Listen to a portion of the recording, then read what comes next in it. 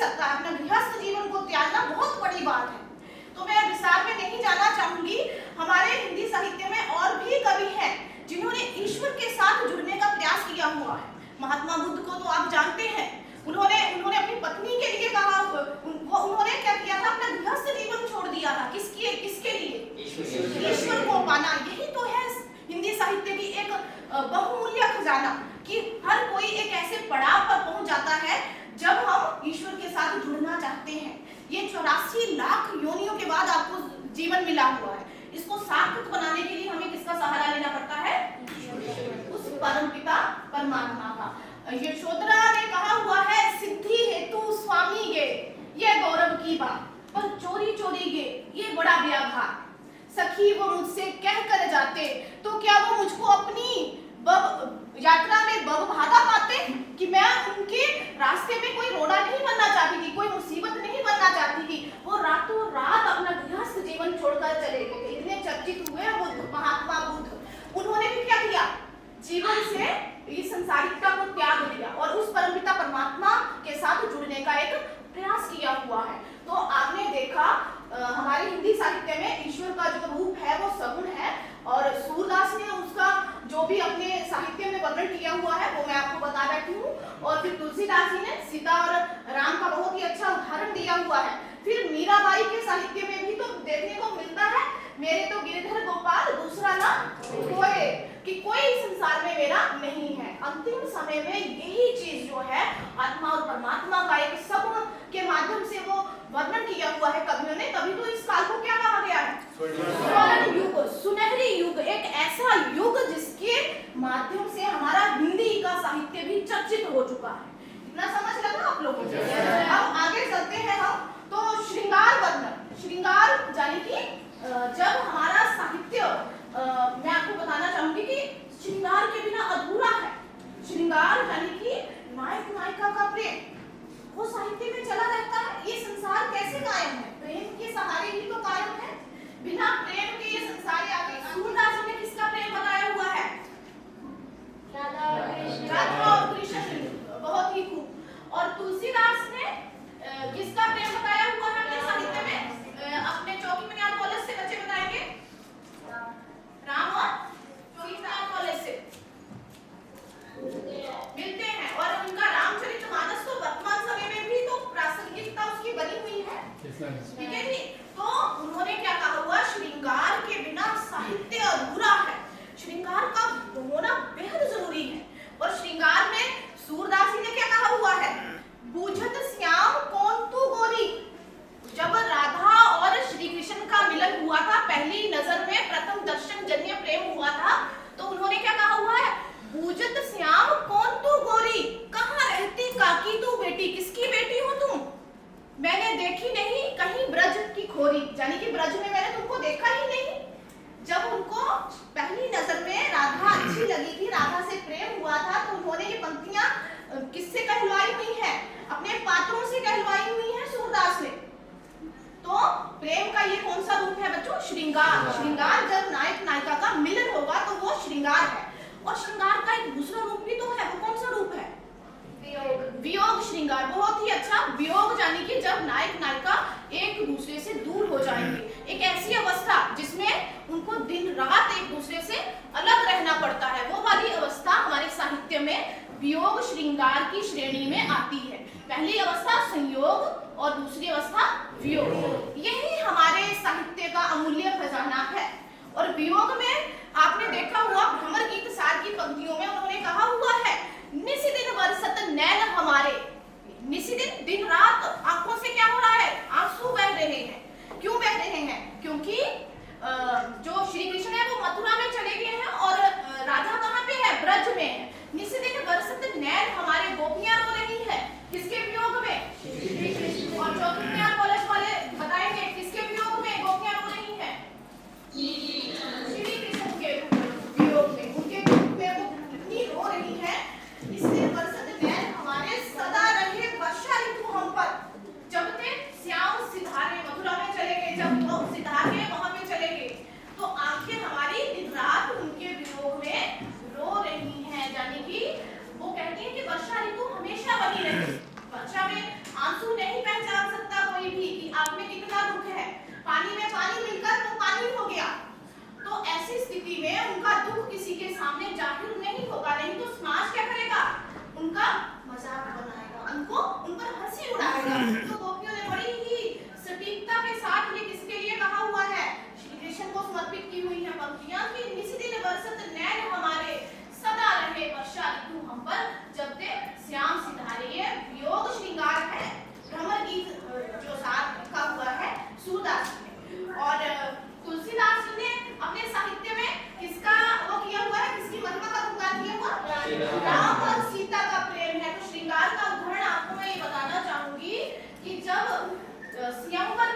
सीता ने पहली नजर में राम को देखा था तो उनको सीता को राम इतने अच्छे लगे थे कि उनको पति के रूप में वो पाना चाहती थी। उन्होंने लिखा हुआ है तुलसीदास जी ने, उन्होंने कहा हुआ राम को रूप निहारती जानकी। जानकी किसके लिए प्रयोग हुआ है? सीता माता के लिए, ठीक है। जानकी क्या कर रही है? सीता जो है वो किसको देख रही है?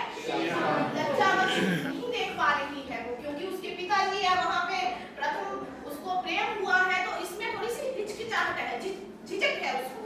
तो कहती है राम को रूप निहारती जानकी, कंगन के नग की परछाई। कंगन पहना हुआ है उन्होंने, सुनहरी कंगन जिसमें नग जड़े हुए हैं। तो कंगन को कहलवाना चाह रही है सूरदास। अपने श्री कृष्ण के बाल रूप की उन्होंने पूरी वो बड़ी अच्छी उदाहरण दी हुई है, बाल रूप की उदाहरण दी हुई है कि घुटरुनी चलत रेणु तन मंडित मुख दरी लेप किए हुए, कि जानी कि वो घुटनों के बल चले हुए हैं। कौन? श्री कृष्ण। रेणु तन मंडित, वो मिट्टी से सने हुए हैं और मुख दरी लेप किए हुए हैं, ठीक है। और मैया मैं नहीं माखन खायो, मुंह पर लगा हुआ है परंतु बोलने से वो कतरा रहे हैं कि मैंने माखन नहीं खाया हुआ। वात्सल्य सम्राट क्यों कहा जाता है? क्योंकि श्री कृष्ण जी ने बाल लीलाओं का बहुत सुंदर वर्णन किया हुआ है साहित्य में, तो इसीलिए उनको वात्सल्य सम्राट कहा गया है। ये भी हमारे हिंदी साहित्य की सगुण भक्ति में एक तरह की विशेषता जाहिर हो रही है। हो रही है या नहीं हो रही? पूरी साहित्य में भक्ति भावना के माध्यम से। भक्ति क्या है वो मैंने आपको पहले बता दिया। ईश्वर का कौन सा रूप है? सगुण। और मीराबाई की भाषा पर भी हम बात करते हैं। जोखिम नियार कॉलेज से मुझे बताइए कि भाषा राजस्थानी बहुत ही खूब राजस्थानी भाषा उन्होंने कहा हुआ है। जैसे मैंने आपको पंक्ति में बताया, हेरी मैं तो दर्द दीवानी मेरो दर्द ना जाने कोई। यानी कि भाषा की जो आवाज है, जो लय है, जो छंद है, वो सारे विधान किसमें है? राजस्थानी भाषा का। उनका वहां का लोक भाषा है वो राजस्थान की। उस भाषा में मेवाड़ के कुड़की गांव में उनका जन्म हुआ था। राजस्थान जैसे हमारा परिवेश है, उस पे वातावरण का बहुत प्रभाव पड़ता है। तो भाषा के माध्यम से उन्होंने अपना पूरा साहित्य लिख दिया। मीरा पदावली लिख दी। तो पदावली के माध्यम से उन्होंने क्या कहा हुआ है? मीरा मगन भई हरि के गुण गाए, ठीक है। और सांप पिटारा राणा भेजियो, मीरा हाथ दियो जाए, नहाए धोए जब देखने लगी, क्या बन गया था? शालीग्राम पाए, ठीक है। और फिर जहर प्याला राणा भेजियो, जहर का प्याला भिजवाया था राणा ने उनको मारने के लिए। तो क्या हुआ था? अमृत दीन बदलायो, अमृत बन गया था वो, ठीक है जी। और जब हाथ पैर धोए देखने लगी, क्या बन गया था? अमृत बन गया था, ठीक है। हो गई अमर अजाय, अमर हो गई थी। जैसे देवताओं ने क्या किया था? इसका पान किया था, अमृत का पान किया था, और वो क्या हो गई थी? अमर हो गई थी। सूल सेज, फिर राणा हटा नहीं पीछे, राणा उसके ससुर, और भोज राजा के साथ तो शादी हुई थी। तो तीसरे संदर्भ में हमारे साहित्य में मीरा पदावली में बताया हुआ है, सूल सेज राणा भेजियो, कहा मीरा दियो सुलाए, मीरा को सुला देना। और जब सांझ भई मीरा सोवण लगी, मानो फूल बिछाए, क्या बन गया था? किसकी कृपा से? श्री कृष्ण की। तो यहाँ पे भक्ति का उदाहरण देखने को मिलता है, यानी कि इतनी तन्मयता के साथ, इतनी गहराई के साथ उन्होंने भक्ति की हुई है कि मानो भक्ति का जिंदा जागता उदाहरण पेश हो गया है। आत्मा जो है किससे चली गई? वो परमात्मा से मिल गई है। जिंदा जी संसारिकता में रहते हुए भी, और हम लोग कहाँ फंसे हुए हैं? संसारिकता में, मोह माया में फंसे हुए हैं। और उन्होंने बड़ी ही खूब अपने उनको पति परमेश्वर समझा हुआ है श्री कृष्ण को, ठीक है। उन्होंने क्या कहा हुआ है? मीरा के प्रभु सदा सहाई, राखे विघ्न हटाए, भजन भाव में मस्त डोलती, गिरधर पे बलि जाए। गिरधर किसको कहा हुआ? जोखिम नियार कॉलेज से, ठीक है। ये जो पंक्तियां मैंने आपको बताई, इसमें भक्ति का बहुत ही जिंदा जागता और सजीव उदाहरण दिया हुआ है कि भक्ति में डूबना है तो इस तरह से डूबो कि हमें किसी दूसरे का सहारा नहीं। मीराबाई का जितना भी साहित्य मैं आपको बताना चाहूंगी वो किसके लिए समर्पित है? श्री कृष्ण के लिए समर्पित है। श्री कृष्ण का उन्होंने वो रूप देखा जो सूरदास ने नहीं देखा हुआ है। के साहित्य में आपको राधा और कृष्ण का प्रेम देखने को मिलेगा, गोपियों की पीड़ा वेदना देखने को मिलेगी, गोपियों का वियोग पक्ष देखने को मिलेगा। परंतु वहां पे क्या है, मीरा पदावली में मीराबाई ने क्या लिख दिया, उन्होंने इतना यथार्थ, इतना सटीक, इतना स्पष्ट और इतनी वेदना से जुड़ा हुआ साहित्य लिखा हुआ है कि मीराबाई जो है वो चर्चित हो गई है। हमारे साहित्य का ये जो इतना आध्यात्मिक साहित्य है, लोग इसको पढ़ने के लिए आतुर हैं और जगह जगह पे विदेश में इसका क्या हो रहा है, अनुवाद हो रहा है। क्यों? क्योंकि साहित्य इतना मीठा है, इतना उसमें रस है, रस मिलता है। आप साहित्य से जुड़े हुए हैं और रस आपको काव्यों को पढ़ने के पश्चात ही मिलेगा। मीराबाई का मैं आपको एक उदाहरण और बताना चाहूंगी। उन्होंने भजन कीर्तन पर इतना बल दिया और साहित्य में ये बात उभारती कि प्रभु से मिलन कैसे होए, उस ईश्वर से मिलना कैसे हो सकता है, उस ईश्वर को कैसे प्राप्त किया जा सकता है। क्यों?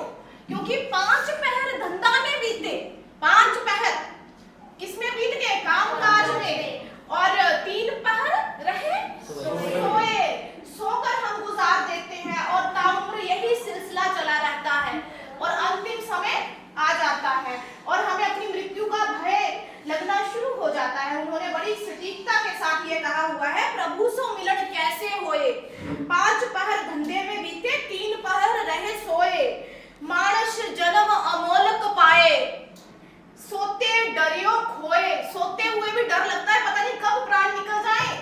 तो उन्होंने क्या कहा हुआ, मनुष्य जन्म बहुत ही बहुमूल्य है, बहुत ही दुर्लभ है और 84 लाख योनियों के बाद तो हमें ये नसीब हुआ है और सोते डरते रहते हैं हम कि पता नहीं मृत्यु ना आ जाए, क्योंकि आप सभी जानते हो कि मृत्यु का कोई भी समय नहीं है, किसी भी समय मृत्यु आ सकती है। तो इस पर पहले भी साहित्य के कवियों ने बहुत ही सटीकता के साथ अपना वर्णन किया हुआ साहित्य में। परंतु मीराबाई ने भी ये पंक्तियां कहकर बहुत ही अच्छा लिटरेचर लिख दिया, बहुत अच्छा साहित्य है उनका। उन्होंने कहा, मीरा के प्रभु गिरधर, गिरधर श्री कृष्ण, मीरा के प्रभु कौन है, श्री कृष्ण, भजियो होगी, भजन सिमरन करती रहूंगी, सगुण मार्गी शाखा की ये विशेषताएं जाहिर हो रही हैं, जैसे भक्ति का रूप बताया हुआ है। अब आ जाइए तुलसीदास पे, भक्ति का कैसा रूप है उनका। उन्होंने भक्ति का कौन सा रूप बताया हुआ है, सगुण, और जो उन्होंने अपने श्री राम जी के लिए साहित्य अर्पित किया हुआ है, राम राज्य की संकल्पना, बहुत बड़ी बात है। और देखो आप वर्तमान समय में यदि उसकी प्रासंगिकता देखोगे तो वर्तमान समय में भी कहाँ पे हो रहा है ये सब, अयोध्या में। और अयोध्या पूरी नगरी बनी हुई है, किसकी धुन में वो भक्तिमय हो गई है, श्री राम की धुन में दुनिया वहां पे रम गई है। उसी तरह से वृंदावन में किसकी पूजा की जाती है, चौकी बुनियाद कॉलेज से, श्री कृष्ण। और पूरा वृंदावन जब आप जाओगे ना तो वहां देखोगे कि जो लोग बाहर से देखने आ रहे हैं वृंदावन को, वो अपने राधिका के वस्त्र धारण किए हुए लड़कियों ने, जो युवतियां हैं, जो महिलाएं हैं, उन्होंने राधा की पोशाक पहनी हुई है और जो लड़के हैं वो श्री कृष्ण के रूप में। वर्तमान समय में आप देखते हैं कि जन्माष्टमी में जो महिलाएं हैं वो अपने बच्चों को कौन से रूप में प्यार करती हैं, बाल श्री कृष्ण में। तभी तो वात्सल्य सम्राट किसने क्या कह दिया, सूरदास ने इतनी बड़ी बात कह दी है, किसको लेकर, श्री कृष्ण को लेकर। तो जैसे वृंदावन में कृष्ण की महिमा का गुणगान हो रहा है, उसी तरह से अयोध्या में किसकी धूम मची हुई है, श्री राम की। Yes or no? Mic on कीजिए, माइक।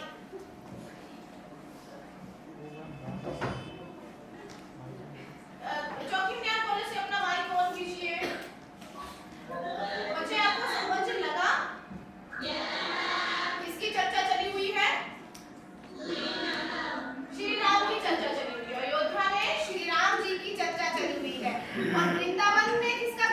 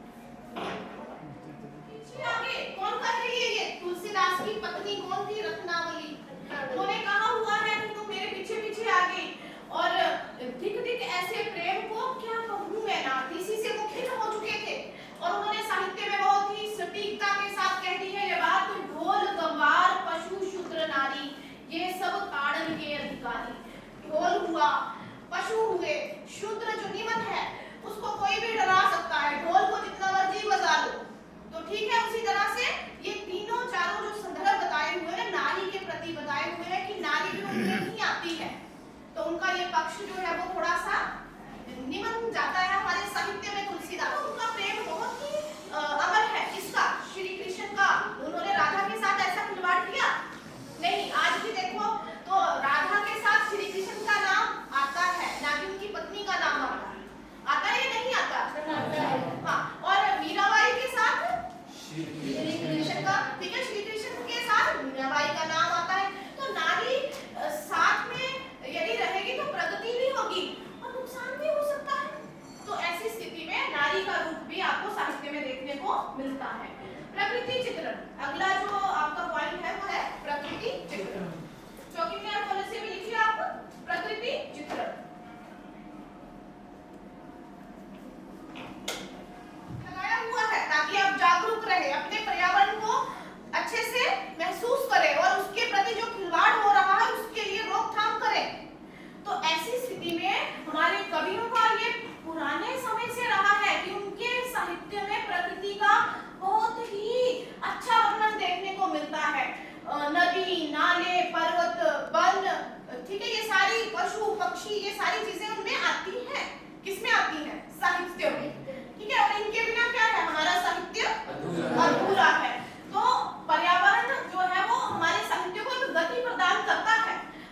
तुलसीदास ने भी अपने रामचरितमानस में जानकी मंगल में, पार्वती मंगल में, राम ललन शुभ में भी अनेक रचनाएं हैं, उनमें किसका वर्णन किया हुआ है? पर्यावरण का।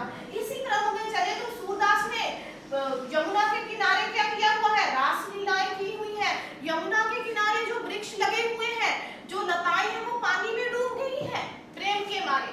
और रासलीला तो वर्तमान समय में भी हमारे पूरे भारत देश में उसका संदर्भ पता है लोगों को, ठीक है। तो रासलीला के माध्यम से उन्होंने क्या किया हुआ? यमुना के कालिंदी तट के किनारे गोपियों के साथ, राधा के साथ और जितने भी आपके वहां के जो भी प्रकृति के नजारे हैं उनका लुत्फ उठाया हुआ है श्री कृष्ण ने।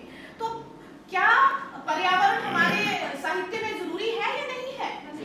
बहुत जरूरी है। जैसे हम पर्यावरण के बिना अधूरे हैं वैसे ही साहित्य भी पर्यावरण।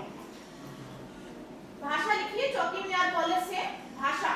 अब आप मुझे पहले ये बताइए कि सूरदास ने इतना अच्छा साहित्य लिखा हुआ है, सूर सारावली, साहित्य लहरी और भ्रमर गीत सा, उनकी वजह से माइक ऑन कीजिए अपना। ब्रज, ठीक है, बहुत ही अच्छा ब्रज भाषा का प्रयोग किया हुआ है। इसी क्रम में तुलसीदास ने कौन सी भाषा का प्रयोग किया हुआ? हम कॉलेज के विद्यार्थी बताएंगे। अवधी। तुलसीदास ने रामचरितमानस में अवधी लिखी हुई है, बाकी उनके जितने भी ग्रंथ हैं उसमें कौन सी भाषा है? ब्रज। बहुत ही खूब ब्रज भाषा का प्रयोग हुआ है। और साहित्य में यदि सगुण कवित्री के रूप में लेते हैं तो आप बच्चों ने मुझे पहले ही बता दिया चौकी मीनार कॉलेज से कि मीराबाई की भाषा कौन सी है? राजस्थानी। बहुत ही खूब। ये जो मैंने आपको मीरा की पदावली से कुछ पंक्तियां सुनाई, महारो, महारा, ठीक है, ये शब्द जो है वो कहाँ के लोक शब्द हैं, लोक प्रचलित के, राजस्थान के। बहुत ही खूब। तो भाषा के बिना हमारा जो साहित्य है वो अधूरा है। भाषा के माध्यम से ही हम अपने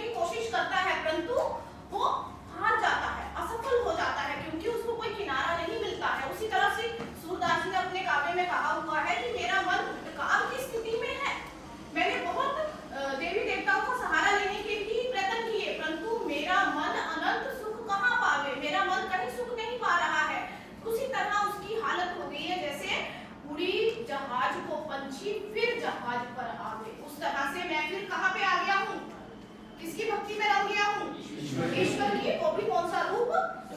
सगुण रूप।